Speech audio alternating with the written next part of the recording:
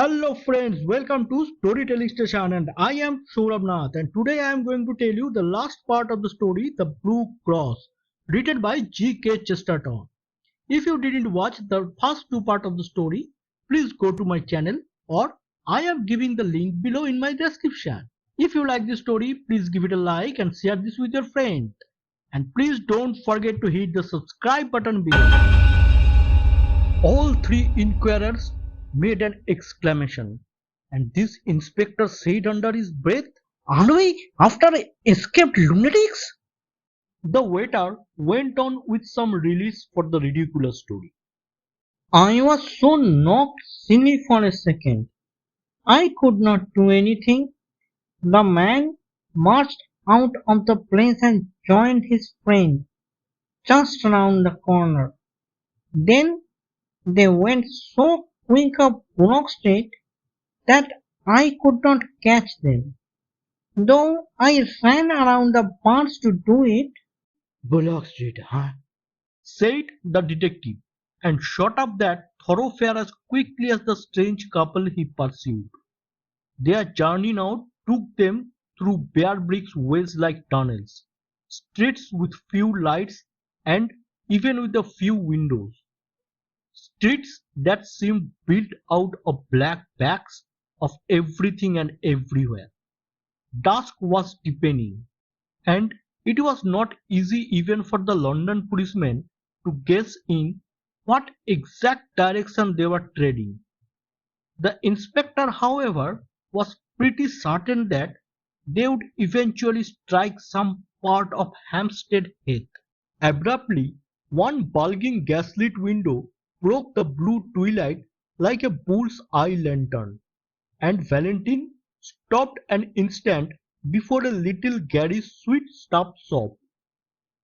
After an instant's hesitation, he went in.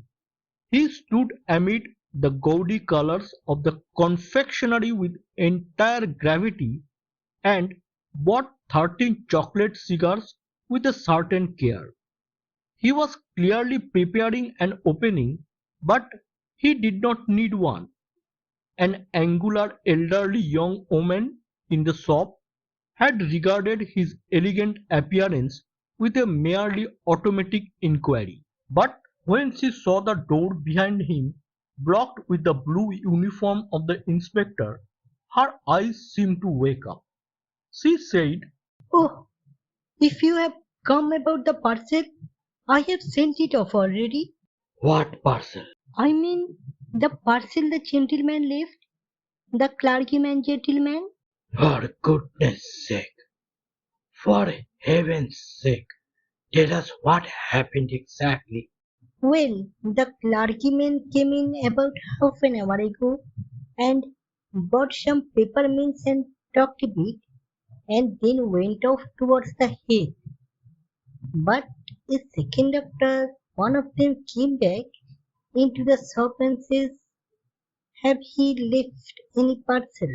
Well, I looked everywhere and could not see one. So he said, "Uh, never mind, but if it should turn up, I should post it to this address." And he left me the address and the shilling for my trouble. And sure enough, though, I thought I would look everywhere.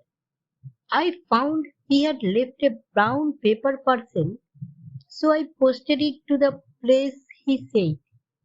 I can't remember the address now. It was somewhere in Westminster. But as the thing seemed so important, I thought perhaps the police had come about it. "So they have. Is Hampstead Heath near here?" Straight on for 15 minutes, and you will come right out on the open. Valentine sprang out of the shop and began to run. The other detectives followed him at a reluctant trot. The street they threaded was so narrow and shut in by shadows that when they came out unexpectedly into the wide common and vast sky, they were startled to find the evening still so light and clear. A perfect doom A peacock green sank into gold amid the blackening trees and the dark violet distances. The glowing green tint was just deep enough to pick out in points of crystal 1 or 2 stars. All that was left of the daylight lay in a golden glitter across the edge of Hampstead, and that popular hollow which is called the Vale of Health. The holidaymakers who roamed this region had not wholly dispersed. A few couples sat surplusely on benches, and here and there a distant girl still sat in one of the swings. The glory of heaven depended and darkened around the sublime vulgarity of man. And standing on the slope and looking across the valley, Valentine beheld the thing which he sought. Among the black and breaking groups in the distance was one specially black which did not break, a group of 2 figures, clerically clad. Though they seemed as small as insects, Valentine could see that one of them was much smaller than the other, though the other had a student's stoop and an inconspicuous manner. He could see that the man was well over 6 feet high. He shut his teeth and went forward, whirling his stick impatiently. By the time he had substantially diminished the distance and magnified the 2 black figures as in a vast microscope, he had perceived something else, something which startled him, and yet which he had somehow expected. Whoever was the tall priest, there could be no doubt about the identity of the short one. It was his friend of the Harwich train, the stumpy little cure of Essex, whom he had warned about his brown paper parcels. Now, so far as this went, everything fitted in finally and rationally enough. Valentine had learned by his inquiries that morning that a Father Brown from Essex was bringing up a silver cross with sapphires, a relic of considerable value, to show some of the foreign priests at the Congress. This undoubtedly was the silver with blue stones, and Father Brown undoubtedly was the little green horn in the train. Now, there was nothing wonderful about the fact that what Valentine had found out, Flambeau had also found out. Flambeau found out everything. Also, there was nothing wonderful in the fact that when Flambeau heard of a sapphire cross, he should try to steal it. That was the most natural thing in all natural history. And most certainly, there was nothing wonderful about the fact that Flambeau should have it all his own way, with such a silly sheep as the man with the umbrella and the parcels. He was the sort of man whom anybody could lead on a string to the North Pole. It was not surprising that an actor like Flambeau, dressed as another priest, could lead him to Hampstead Heath. So far the crime seemed clear enough, and while the detective pitied the priest for his helplessness, he almost despised Flambeau for condescending to so gullible a victim.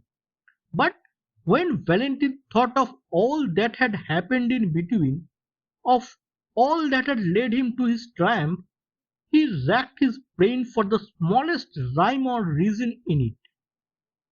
What had the stealing of a blue and silver cross from a priest from Essex to do with chucking soup at wallpaper? What had it to do with calling nuts oranges, or with paying for windows first and breaking them afterwards? He had come to the end of his chase, yet somehow he had missed the middle of it. When he failed, he had usually grasped the clue, but nevertheless missed the criminal. Here he had grasped the criminal, but still he could not grasp the clue. The 2 figures that they followed were crawling like black flies across the huge green counter of a hill. They were evidently sunk in conversation, and perhaps did not notice where they were going. But they were certainly going to a wilder and more silent heights of the heath. As their pursuers gained on them, the latter had to use the undignified attitudes of the deer stalker, to crouch behind clumps of trees and even to crawl prostrate in deep grass. By these ungainly ingenuities, the hunters even came close enough to the quarry to hear the murmur of the discussion, but no word could be distinguished except the word reason, requiring frequently in a high and almost childish voice. Once over an abrupt dip of land and dense triangle of thickness, the detectives actually lost the two figures they were following. They did not find the trail again for an agonizing 10 minutes, and then it led round the brow of a great dome of hill overlooking an amphitheatre of rich and desolate sunset scenery. Under a tree in his command yet neglected spot was an old ramshackle wooden seat. On this seat sat the two priests, still in serious speech together. The gorgeous green and gold still clung to the darkening horizon, but the dome above was turning slowly from peacock green to peacock blue, and the stars detached themselves more and more like solid jewels. Mutely motioning to his followers, Valentine contrived to creep up behind the big branching tree, and, standing there in deathly silence, heard the words of the strange priest for the first time. After he had listened for a minute and a half, he was gripped by a devilish doubt. Perhaps he had dragged the two English policemen to the west of a nocturnal heath on an errand no sanner than seeking figs on his thistle. For the two priests were talking exactly like priests, fiercely, with learning and leisure, about the most aerial enigmas of theology. The little Essex priest spoke the more simply, with his round face turned to straightening stars; the other talked with his head bowed, as if he were not even worthy to look at them. But no more innocently clerical conversation could have been heard in any white Italian cloister or black Spanish cathedral. The first he heard was the tale of one of Father Brown's sentences, which ended, What they really meant in Middle Ages by the heavens being incorruptible. The taller priest nodded his bowed head and said, Ah, yes, these modern infidels appeal to their reason. But who can look at those millions of words and not feel that there may well be wonderful universes above us, where reason is utterly unreasonable? No, reason is always reasonable, even in the last limbo, in the lost borderland of things. I know that people charge the church with lowering reason, but it is just the other way. Alone on earth, the church makes reason really supreme. Alone on earth, the church affirms that God Himself is bound by reason. Yet, who knows if in that infinite universe, only infinite physically, not infinite in the sense of escaping from the laws of truth. Valentine, behind his tree, was tearing his fingernails with silent fury. He seemed almost to hear the sniggers of the English detectives whom he had brought so far on a fantastic case, only to listen to the metaphysical gossip of two mild old persons. In this impatience he lost the equally elaborate answer of the tall cleric. And when he listened again, it was again Father Brown who was speaking. Reason and just grip the remotest and the loneliest star. Look at the stars. Don't they look as if they were single diamonds and sapphires? Well, you can imagine any mad botany or geology you please. Think of forests of adamant with leaves of brilliance. Think the moon is a blue moon, a single elephantine sapphire. But don't fancy that all that frantic astronomy would make the smallest difference to the reason and justice of conduct. On plains of opal, under cliffs cut out of pearl, you would still find a notice board, though shalt not steam. Valentine was just in the act of rising from his rigid and crouching attitude and creeping away as softly as might be felt by the one great folly of his life. But something in the very silence of the tall priest made him stop until the latter spoke. When at last he did speak, he said simply, his head bowed and his hands on his knees. When I think that other worlds may perhaps rise higher than our reason, the mystery of heaven is unfathomable, and I for one can only bow my head. Just hand over that sapphire cross of yours, will you? We are all alone here, and I could pull you to pieces like a straw doll. The utterly unaltered voice and attitude added a strange violence to that shocking change of speech. But the guarder of the relic only seemed to turn his head by the smallest section of the compass. He seemed still to have a somewhat foolish face turned to the stars. Perhaps he had not understood, or perhaps he had understood and sat rigid with terror. Yes, yes, I am Flamew. Come, will you give me that cross? No, no, you won't give it me. You proud prelate, you won't give it to me. You little celibate simpleton, shall I tell you why you won't give it me? Because I have got it already in my own breast pocket. Are are you sure? Really? You are as good as 3 act farce? Yes, you turnip. I am quite sure. I had the sense to make a duplicate of the right parcel, and now, my friend, you have got the duplicate, and I have got the jewels. An old dodge, Father Brown, a very old dodge. Yes, yes, I have heard of it before. You have heard of it? Where have you heard of it?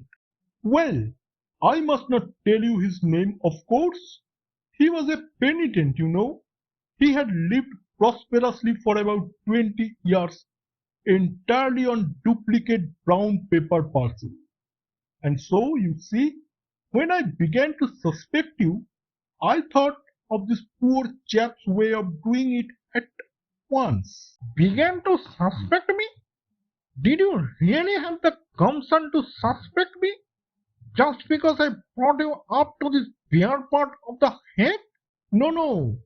You see, I suspected you when we first met. It's that little bulb of the sleeve where you people have the spiked bracelet. How it turned on us. Did you even hear of the spiked bracelet? Oh, once I was a little folk, you know.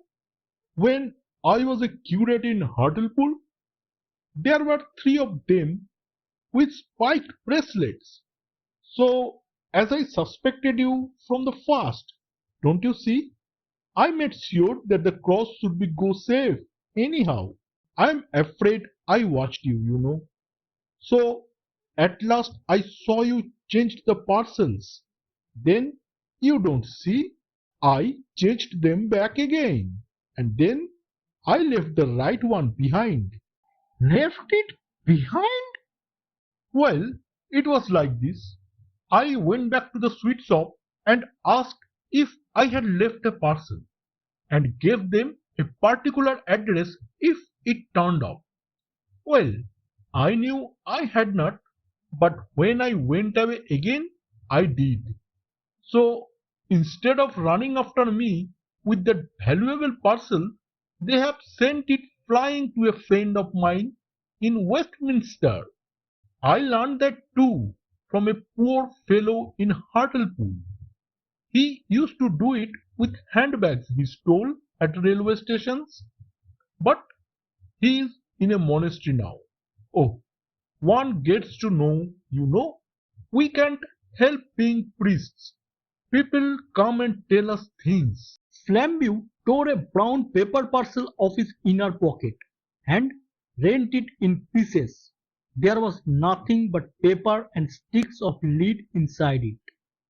He sprang to his feet with a gigantic gesture and cried out, I don't believe you. I don't believe a pumpkin like you could manage all that. I believe you have still got the stuff on you. And if you don't give it up, why? We are all alone. And I will take it by force. No, you won't take it by force.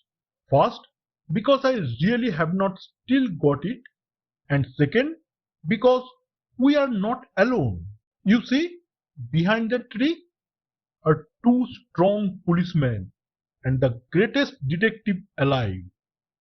How did they come here, do you ask? Why, I brought them, of course. How did I do it? Why, I will tell you if you like. Lord bless you. We have to know 20 such things when we walk among the criminal classes. Well, I was not sure you are a thief, and it would never do to make a scandal against one of our own clergy. So I just tested you to see if anything would make you show yourself. A man generally makes a small scene if he finds salt in his coffee. If he does not, he has some reason for keeping quiet. I changed the salt and sugar, and you kept quiet. A man generally objects if his bill is 3 times too big. If he pays it, he has some motive for passing unnoticed. I altered your bill, and you paid it. The world seemed waiting for Flambeau to leap like a tiger. But he was held back by a spell. He was stunned with the utmost curiosity. Well, as you would not leave any tracks for the police, of course somebody had to. At every place we went to, I took care to do something that would get us talked about for the rest of the day. I didn't do much harm. A splashed wall, split apples, a broken window, but I saved the cross, as the cross will always be saved. It is at Westminster by now. I rather wonder you didn't stop it with the donkey's whistle, with the what? I am glad you have never heard of it. It's a foul thing. I am sure you are too good a man for a whistler. I could not have countered it even with the spots myself. I am not strong enough in the legs. What on earth are you talking about?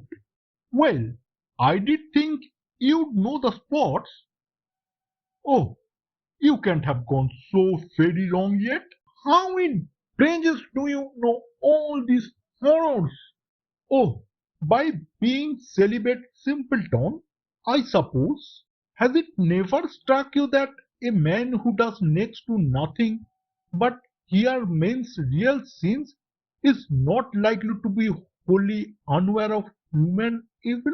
But as a matter of fact, another part of my trade too made me sure you were not a priest. Huh, what?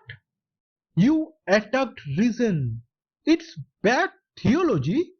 And even as he turned away to collect his property, the three policemen came out from under the twilight trees. Flambeau was an artist and a sportsman. He stepped back and swept Valentine a great bow. Do not bow to me, mon ami. Let us both bow to our master, said Valentine with silver clearness. And they both stood an instant uncovered while the little Essex priest blinked.